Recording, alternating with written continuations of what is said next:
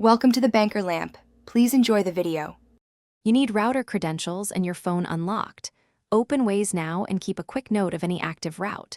Because Waze depends on internet, changing Wi-Fi will interrupt navigation, so pause or finish directions first. If your phone uses mobile data, switch it off momentarily to force a Wi-Fi reconnection test later. Once done, go to your router settings on another device or the router app. This is where you'll change the Wi-Fi password. Waze will reconnect afterward. You're in the router admin interface. Find the wireless or Wi-Fi security panel and select WPA2 or WPA3 for strong encryption. Now type your new password, use at least 12 characters with letters, numbers, and symbols, then save settings. The router may reboot, that's normal. Keep the old password written temporarily in case you need it.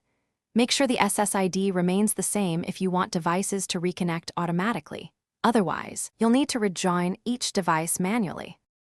After the router updates, open your phone's Wi-Fi settings, select the network, and enter the new password.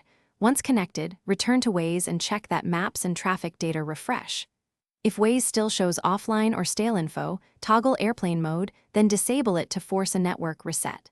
If problems persist, clear Waze network cache or restart the app.